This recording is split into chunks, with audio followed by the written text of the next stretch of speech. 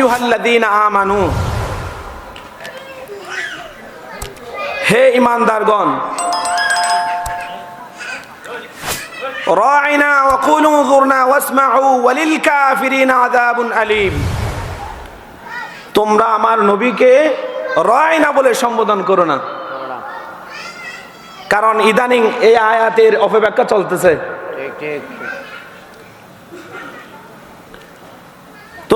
তোমরা আমার নবীকে রাইনা বলে সম্বোধন করো না, এটা হলো কোরআনের আয়াত। রাইনা, সাহাবায়ে কেরাম রাসূল করিম সাল্লাল্লাহু আলাইহি সাল্লামকে রাইনা শব্দ বলে সম্বোধন করতো তো কিরকম? রাইনা মানে হুজুর আমাদের দিকে একটু তাকান, আপনার নূরানি চেহারা আমাদের দিকে একটু নজর দেন। রাইনা বলতো যে এই অর্থ নিয়ে, কিন্তু যারা মুনাফিক, যারা রাসূলকে আমাদের মতো মনে করে, তারা রাইনা শব্দের অর্থ বলতো যে রাকাল। নাউজুবিল্লাহ মিনহা, আমার নবীকে ছোট করা তাদের উদ্দেশ্য।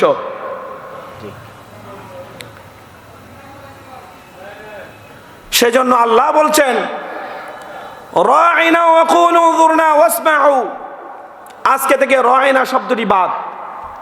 এটা কোরআনের আয়াত, কিন্তু এটা থাকবে, কিন্তু এটার অর্থ করা যাবে না।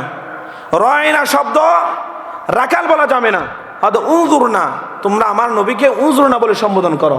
সুবহানাল্লাহ। আর যদি তোমরা রাইনা শব্দটি উচ্চারণ করো, রাইনা বলে আমার নবীকে সম্বোধন, রাকাল বলে সম্বোধন করো, তাহলে ওয়ালিল কাফিরিনা আযাবুন আলীম, তোমাদের জন্য রয়েছে যন্ত্রণাদায়ক শাস্তি। সেজন্য আল্লাহর কোরআনে কারিমার মধ্যে কঠিন হুঁশিয়ারি দিয়েছেন, ওয়ালিল কাফিরিনা আযাবুন আলীম।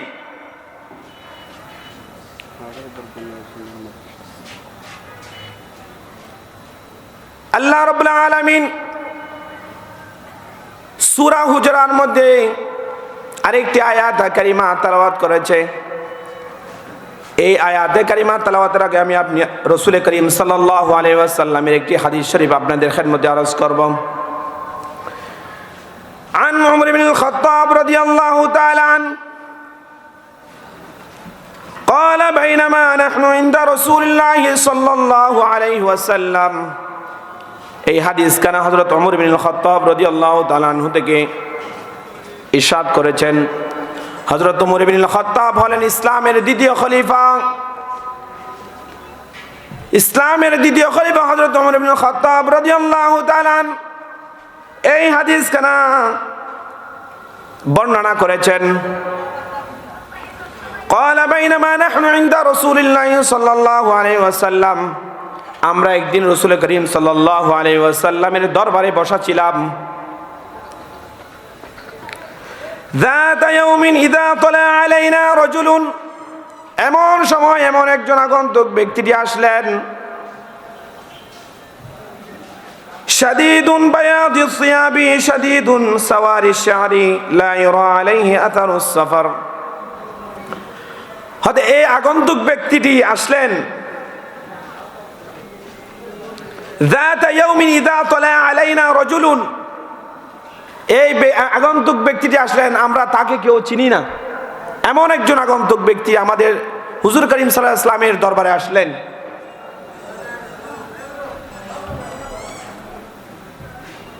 শাদীদুন বায়াদিস সিয়াব, তার মাথার চুল ছিল কুচকুচে কালো, এবং তার পোশাক ছিল দবদবে সাদা। এমন একজন আগন্তুক ব্যক্তি আসলেন।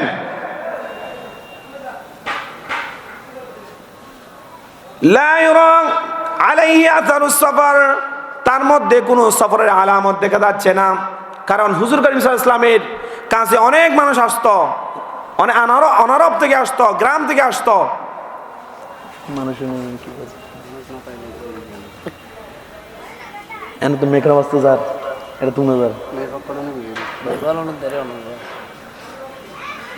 لا يرى عليه أثر السفر ولا يعرفه منا حتى جلس إلى النبي صلى الله عليه وسلم, হুজুর করিম সাল্লাল্লাহু আলাইহি ওয়াসাল্লামের নিকট এমন একজন আগন্তুক ব্যক্তি আসলেন, যিনি এসে তার পোশাক ছিল দবদবে সাদা, তার চুল ছিল কুচকুচে কালো। এমন একজন ব্যক্তি রাসূল করিম সাল্লাল্লাহু আলাইহি ওয়াসাল্লামের নিকটে আসলেন। সাহাবায়ে কেরাম বললেন, এরকম মানুষ আমরা তো আর কখনো দেখি নাই। কারণ হুজুর করিম সাল্লাল্লাহু আলাইহি ওয়াসাল্লামের নিকট অনেক আরব মানুষ আসতো, গ্রাম থেকে মানুষ আসতো, অনেক দেশ থেকে মানুষ আসতো, কিন্তু এরকম মানুষ আর কখনো দেখি নাই। হাত্তা জালাসা ইলান নবী সাল্লাল্লাহু আলাইহি ওয়াসাল্লাম, অবশেষে এই আগন্তুক ব্যক্তিটি এসে রাসূল করিম সাল্লাল্লাহু আলাইহি ওয়াসাল্লামের সামনে বসলেন। জালাসা ইলান নবী সাল্লাল্লাহু আলাইহি ওয়াসাল্লাম, নবী করিম সাল্লাল্লাহু আলাইহি ওয়াসাল্লামের নিকটে এসে বসলেন। فأسند ركبتيه ووضع كفيه فأسند ركبتيه إلى ركبتيه ووضع كفيه على فخذيه। এমন ভাবে ওই লোকটি রাসূল করিম সাল্লাল্লাহু আলাইহি ওয়াসাল্লামের নিকট বসলেন, হাতের তালু দোনো ঘুটনু, হাঁটুর ঘুটনুর সাথে রাখলেন। যেরকম আমরা নামাজের মধ্যে রাখি, নামাজের মধ্যে আত্তাহিয়াতু বসার সময় যখন আমরা যেভাবে বসি, ওই রকম একবারে নরম হয়ে ওই আগন্তুক ব্যক্তিটি রাসূল করিম সাল্লাল্লাহু আলাইহি ওয়াসাল্লামের সামনে গিয়ে বসলেন। বসার পর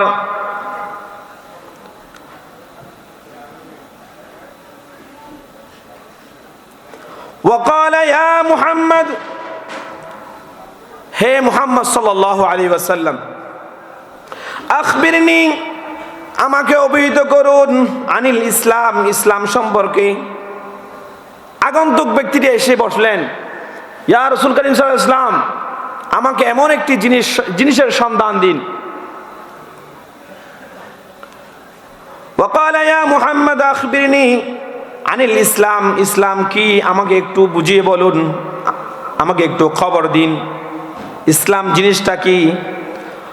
তখন আল্লাহ রাসূল করিম সাল্লাল্লাহু আলাইহি ওয়াসাল্লাম বললেন, ক্বালা আল ইসলামু আন তাশহাদু আন লা ইলাহা ইল্লাল্লাহু ওয়া আন্না মুহাম্মাদান আবদুহু ওয়া রাসূলুহু। তখন আল্লাহ রাসূল করিম সাল্লাল্লাহু আলাইহি ওয়াসাল্লাম বললেন, ইসলাম হলো এই, আল ইসলামু, ইসলাম হলো এই, আন তাশহাদু, তুমি সাক্ষ্য দাও, আল্লাহ ইলাহা, আল্লাহ ছাড়া কোনো মাবুদ নাই, কোনো ইলাহ নাই। হয়তো ইসলাম হলো এটা। আমাদের থেকে যদি কোনো ইহুদি নাসারা যদি আমার থেকে জিজ্ঞাসা করে, তুমি যে ইসলাম মানো, তুমি যে ইসলাম গ্রহণ করেছ, এই ইসলাম জিনিসটা কি, তখন ওই আগন্তুক ব্যক্তির প্রশ্নের জবাব থেকে, আল্লাহ রাসূল করিম সাল্লাল্লাহু আলাইহি ওয়াসাল্লামের প্রশ্নের সওয়াল থেকে জবাব আসে যে ইসলাম হলো এই যে আল্লাহ ছাড়া কোনো মাবুদ নেই।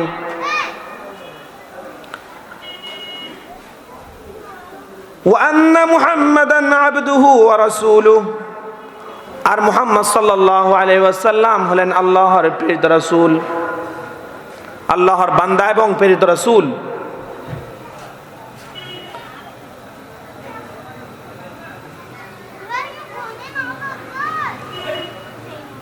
وتقيم الصلاة وتؤتي الزكاة وصوم رمضان وتحج البيت إن استطاع إليه سبيلا। হদি ইসলাম হলো আল্লাহ ছাড়া কোনো মাবুদ নেই, আর হযরত মুহাম্মদুর রাসূলুল্লাহ সাল্লাল্লাহু আলাইহি ওয়াসাল্লাম হলেন আল্লাহর প্রেরিত রাসূল। এবং আরো বলতেছেন, ওয়া তুকিমুস সালাতা, নামাজ কায়েম করা, ওয়া তুতিজ যাকাতা, সম্পদটাকে যাকাত দাও, ওয়া সাওম রমাদান, রমজান মাসের রোজা রাখো, ওয়া তাহুজ্জুল বাইতা ইন ইসতাতা ইলাইহি সাবিলা, আর সমর্থবান হলে তোমরা যাকাত আদায় করো। তখন আগন্তুক ব্যক্তিটি বললেন, ক্বালা সাদাকাতা, আপনি সত্য বলেছেন। ফাআজিবনা লাহু ইয়াসআলুহু ওয়া ইউসাদ্দিকুহু, সাহাবায়ে কেরামরা তাআজ্জব হয়ে গেল যে আগন্তুক ব্যক্তিটি আসলেন তাকে আমরাও চিনি না, এমন একজন ব্যক্তি এসে রসুল করিম সাল্লাল্লাহু আলাইহি ওয়াসাল্লামের সামনে এমনভাবে একেবারে মোলায়েম সুরে বসলেন, নামাজের মতো করে বসলেন। বসার পর বলছেন, আমাকে এমন একটি জিনিসের উত্তর বলে দিন। তখন আল্লাহ রসুল করিম সাল্লাল্লাহু আলাইহি ওয়াসাল্লাম এমন সুন্দরভাবে ইসলাম কাকে বলে বললেন। বলার পর ওই আগন্তুক ব্যক্তিটি বললেন, ক্বালা সাদাকতা, আপনি সত্য বলেছেন। এখন প্রশ্ন হলো, সত্য কে বলতে পারবে? যার মধ্যে উত্তর জানা থাকে। সুবহানাল্লাহ। যার মধ্যে উত্তর জানা থাকে সে আনা সত্যায়িত করতে পারবে। যিনি প্রশ্ন করেছেন উত্তর জানা নাই, সেটা সাদাকতা বলতে পারবে না। তাহলে সাহাবায়ে কেরামরা তাজ্জব হয়ে গেল যে ইনি আবার প্রশ্ন করলেন, আবার সত্যায়িত করলেন।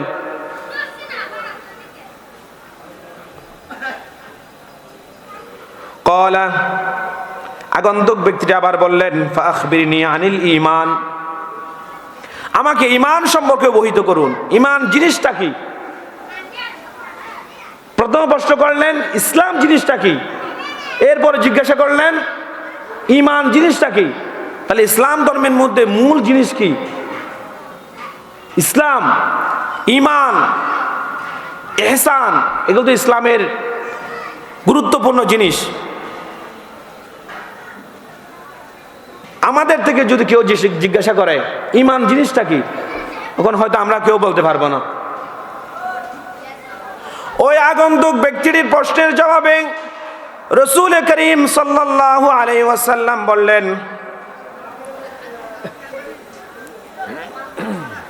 ফাখবিরনি আনিল ঈমান, ঈমান জিনিসটা কি? ক্বালা, আল্লাহ রাসূল করিম সাল্লাল্লাহু আলাইহি ওয়াসাল্লাম বলতে লাগলেন, আন তুমিনা বিল্লাহি ওয়া মালাইকাতিহি ওয়া কুতুবিহি ওয়া রুসুলিহি ওয়াল ইয়াউমিল আখিরি ওয়াল কদরি খাইরিহি ওয়া শাররিহি মিনাল্লাহি তাআলা ওয়াল বা'সি বা'দাল মাউত। আল্লাহ রাসূল করিম সাল্লাল্লাহু আলাইহি ওয়াসাল্লাম এমন সুন্দরভাবে ঈমান জিনিসটা কি এমন সুন্দরভাবে বুঝিয়ে বললেন।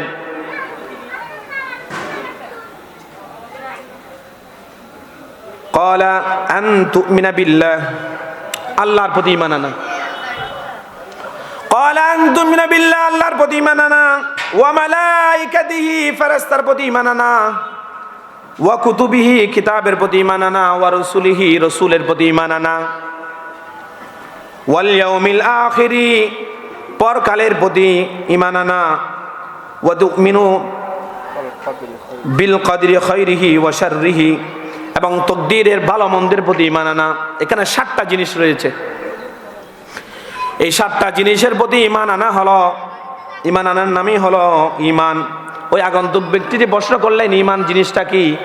আল্লাহ রাসূল করিম সাল্লাল্লাহু আলাইহি ওয়াসাল্লাম এমন সুন্দরভাবে ঈমান কাকে বলে বুঝিয়ে বললেন। তখন আগন্তুক ব্যক্তিটি বলতে লাগলেন, ক্বালা সাদাকাতা, হুজুর আপনি সত্য বলেছেন, আপনি সত্য বলেছেন। হযরত ইব্রাহিম আলাইহিস সালাম একদিন বলতে লাগলেন আল্লাহ রাব্বুল আলামিনকে, হে বারি তাআলা, আপনি যে আমরা মরে যাব, মরে যাওয়ার পর আপনি আমাদেরকে আবার জীবিত করবেন, আপনি আমাদেরকে আবার তুলবেন, আবার পরকালের তোলার পর আবার আমাদের হিসাব নিকাশ করবেন, এটা আমার থেকে তো বুঝে আসতেছে না। পবিত্র কোরআনের মধ্যে আল্লাহ রাব্বুল আলামিন ইরশাদ করেছেন, ওয়াইদ ক্বালা ইব্রাহিমু রব্বি আরিনি কাইফা তুহিল মাউতা ক্বালা আওয়ালাম তুমিন ক্বালা বালা ওয়ালাকিন লিয়াতমাইন্না কলবি। হযরত ইব্রাহিম আলাইহিস সালাম আল্লাহ রাব্বুল আলামিনের কাছে প্রশ্ন করলেন, ওয়াইদ ক্বালা ইব্রাহিমু, ইব্রাহিম আলাইহিস সালাম রব্বি, আল্লাহর কাছে প্রশ্ন করতে লাগলেন, রব্বি আরিনি কাইফা তুহিল মাউতা, হে রব্বুল আলামিন আপনি কিভাবে মরা মানুষ আবার জীবিত করবে? আমাদেরকে খবর দিয়ে ফেলবে, মাটির মধ্যে চাপা দেবে, আমরা কি কোনোদিন এই কথা কখনো আমরা স্মরণ করছি যে আমরা দুনিয়ার মধ্যে কত ধরনের কোরআনে যে সমস্ত কথা নিষেধ করেছেন, হাদিসে যে সমস্ত কথা আমল কাজ করার জন্য নিষেধ করেছেন, আমরা যে এগুলো করতেছি কিন্তু আল্লাহ আমাদেরকে তাড়াতাড়ি শাস্তি দিচ্ছে না।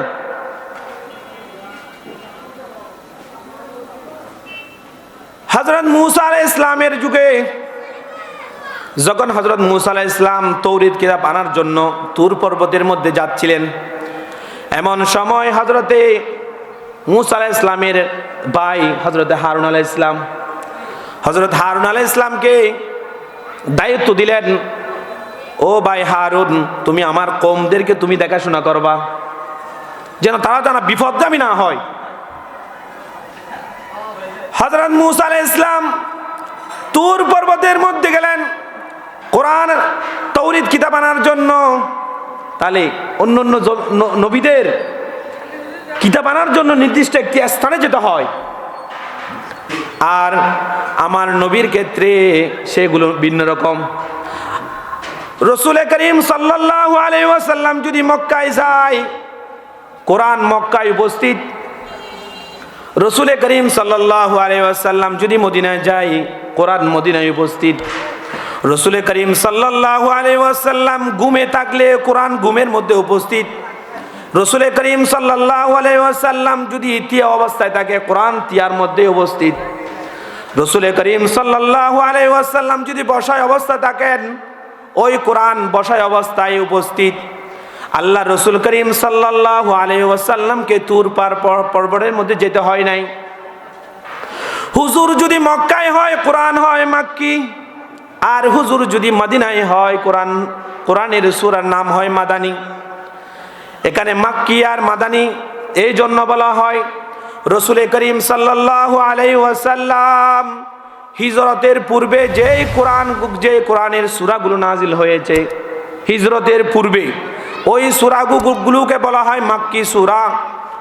আর রাসূল করিম সাল্লাল্লাহু আলাইহি ওয়াসাল্লাম হিজরত করার পর যেই সমস্ত সূরা নাজিল হয়েছে ওইগুলোকে বলা হয় মাদানী সূরা।